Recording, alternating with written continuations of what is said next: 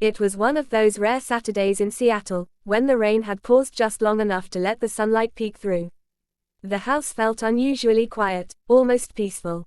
My parents had gone out of town for the weekend to attend a family wedding, leaving me and my little brother, Ethan, in charge of the house. I was 20, a college student majoring in psychology. Ethan was 12, curious, energetic, and a bit too fond of mischief.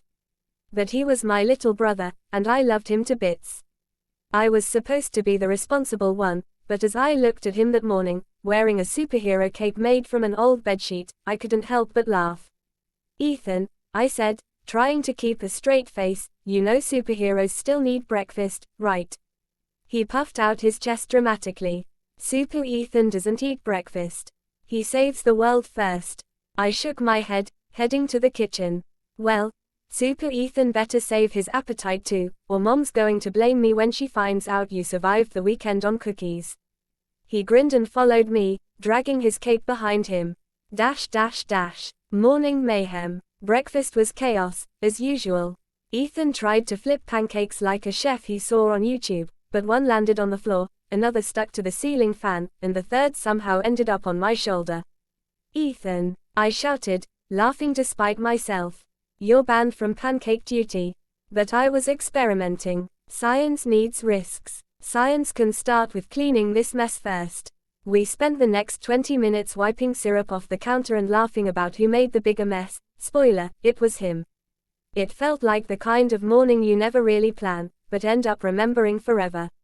After breakfast, I decided to do laundry, while Ethan went to the living room to play video games. The hum of the washing machine and the faint sounds of his laughter in the background made the house feel alive. The power outage. By noon, the sky turned gray again. Dark clouds rolled in, and soon thunder echoed across the neighborhood. I was in my room studying when suddenly, everything went dark. The power had gone out. Emma. Ethan's small voice came from the hallway. "Did we just lose power, or did I break something again?" I smiled, walking toward him with my phone flashlight on. "You didn't break anything this time, I promise. It's just the storm." He clung to my arm. "Can we light candles? It feels like one of those scary movie nights. Only if you promise not to scare me afterward," I teased. We lit a few candles around the living room and wrapped ourselves in blankets. The rain began to pour, tapping against the windows rhythmically. Outside, the wind howled like something out of a storybook. A memory from the past. As the storm raged on, Ethan suddenly asked, "Emma, do you remember when Dad used to build forts with us during power cuts?" I nodded, smiling softly. "Of course. We'd use every pillow and blanket in the house. Can we do that again?" I hesitated for a second but then shrugged. "Why not? Let's make the biggest fort this house has ever seen." In minutes, our living room turned into a masterpiece of childhood imagination, blankets draped over chairs, pillows stacked like walls, and a flashlight hanging from the top like a chandelier. We crawled inside, and it felt magical. Time slowed down. The outside world disappeared. It was just us, laughing and sharing snacks. Ethan looked at me seriously. "You know, you're not just my sister. You're kinda like my best friend too." That hit me right in the heart.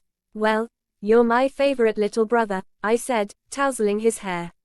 "I'm your only brother," he corrected. "Exactly. The little scare." Suddenly, we heard a loud thud from upstairs. Both of us froze. "Was that the wind?" he whispered. "Probably," I said, though my voice wasn't convincing. He looked at me with wide eyes. "Or maybe it's a ghost." "Ethan, don't start." We listened for another sound. The house creaked again, followed by another thump. I grabbed a flashlight and whispered, "Stay here, I'll check." Of course, he didn't listen. He followed me anyway. We climbed the stairs slowly. The wind howled outside, and rain slapped the windows. I opened the door to my parents' room, and there it was. The window had blown open, knocking down a few photo frames. I sighed in relief and closed it tightly. Ethan let out a dramatic exhale. "See, I told you. Definitely not a ghost." I turned to him. "You were the one who said it was a ghost." "Details," he said with a grin. The talk that changed everything. Later that evening, after dinner, the power finally came back on. But instead of going back to our phones and TV, we stayed in our fort. Ethan looked thoughtful. Emma, can I tell you something? Of course. I kinda get scared sometimes when mom and dad aren't home. Not like monsters or anything. Just being alone. I put my arm around him. That's normal, Ethan. Even grown-ups get scared sometimes. But you're never really alone, okay? You've got me. He looked up, his voice soft. Promise. I promise. There was a long pause before he whispered, I'm glad you're my sister. Tears filled my eyes. Me too, Ethan. Me too. A night to remember. That night, we fell asleep inside the fort. The storm passed, leaving behind a calm silence. When I woke up the next morning, sunlight was streaming through the curtains. Ethan was still sleeping beside me, clutching a half-empty bag of chips. I looked around at the mess we made, the blankets, the crumbs, the toppled candle, and couldn't help but smile. It was one of those perfectly imperfect moments that stay with you forever. When Mom called to check on us, I told her everything was fine. I didn't mention the fort, or the pancakes, or the scare upstairs. Some memories were just ours to keep. After all, it wasn't just a stormy day, it was the day I realized how fast my little brother was growing up, and how much those small, silly moments mattered.